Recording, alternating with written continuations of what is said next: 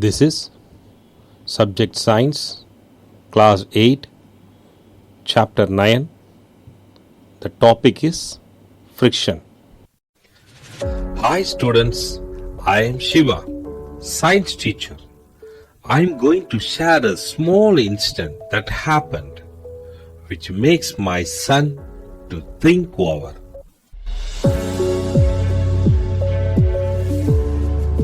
One day, I and my son went to my sister's house for her housewarming ceremony. It was a lively day with lot of guests, delicious food, and of course, excited kids. My son quickly found a group of his friends and they decided to play Kabaddi.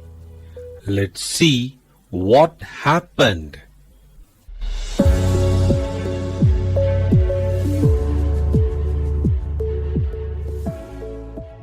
Hey Raju, this room is perfect. There's so much space to run around. Come. Yes, this room is so big. Call our team. We shall start the game. Kabaddi, kabaddi, kabaddi, kabaddi, kabaddi, kabaddi. Kids, don't play in that room. It's not safe. Go to the parking area if you want to play. Hey, parking area is small. Auntie is busy in kitchen. She is not coming. Let's just continue. Kabaddi, kabaddi, kabaddi, kabaddi, kabaddi, kabaddi, kabaddi, kabaddi, kabaddi. Hey Karun, be careful. Raju is coming to touch you. Kabaddi, kabaddi, kabaddi, kabaddi. Ah! What happened? Raju slipped in the floor. Hey, Auntie is coming. Auntie is coming. What did I tell you? This room is slippery because the tiles are smooth. The parking area is rough tiles. It's much safer to play there. Sorry, Auntie. Hey, come. We shall play in parking area.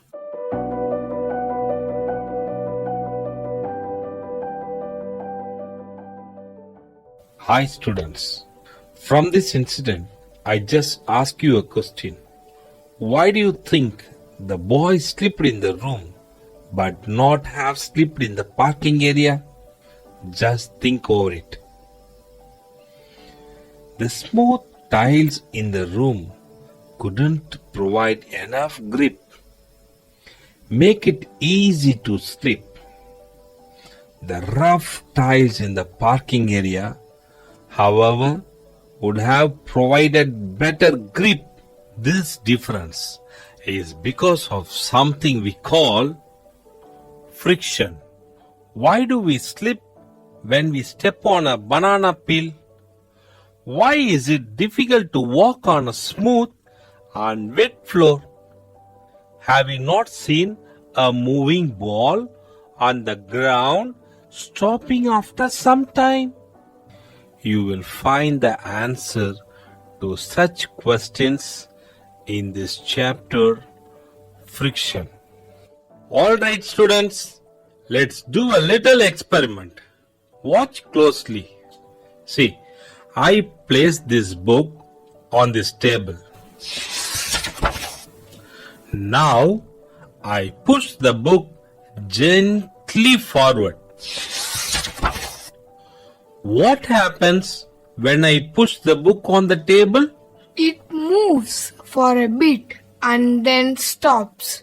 Does the book keep moving indefinitely? Why or why not? Sir, I will tell. Come on, Raju. No, it doesn't. It stops because something is slowing it down. Exactly. Something opposes its motion, which brings us to our next set of questions. Are you ready? Yes, sir. We are ready.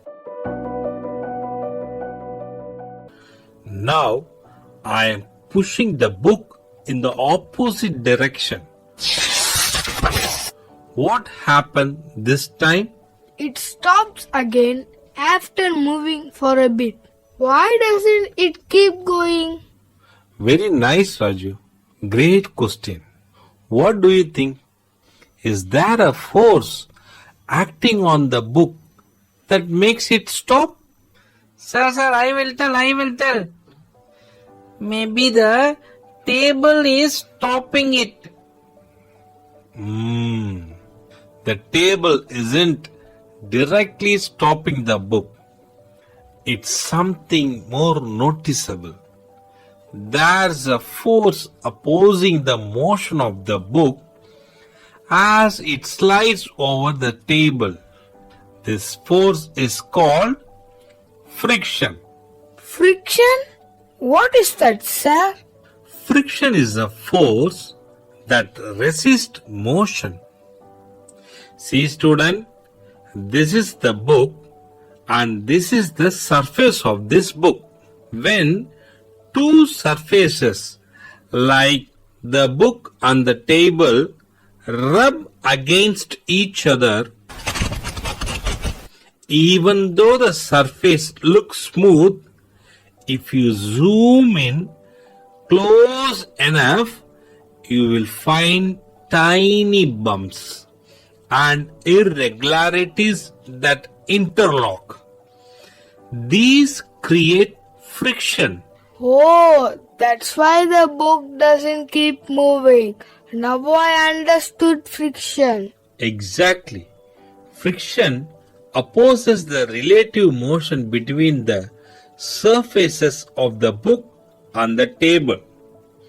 Without friction, the book would keep sliding forever. So, does friction always act in the opposite direction of motion? Yes, Krishna. Friction always opposes the direction of motion. That's why the book stops no matter which way I push it. Remember, my dear, understanding forces like friction is key to understanding motion itself. Okay, students, any of you can give you examples of situations where friction is helpful in daily life? Anyone? Come on. Sir, I tell you. Walking, driving, and writing with them. Yes, when we walk, our shoes grip the ground because of friction. And when we drive, the tires grip the road so the car can move. Wonderful examples. Friction helps us in many ways, but it can also be a challenge, like when it causes wear and tear or slows things down. Think of a situation where friction is disadvantage. Any of you? Friction slows down the machine. Yes. How might we reduce it? We don't know, sir. Please tell. We can reduce it by using lubricants, oil, or grease. If the surface of the table were smoother, what do you think would happen to the motion of the book? The book would move farther because there would be less friction.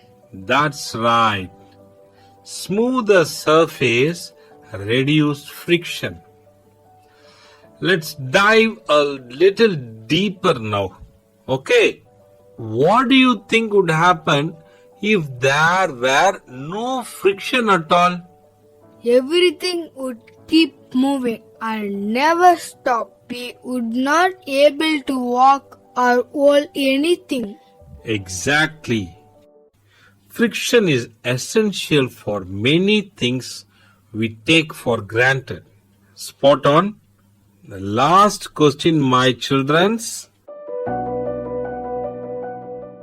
How does the weight of this book affect the frictional force between the book and the table? Anybody? Yes, I will.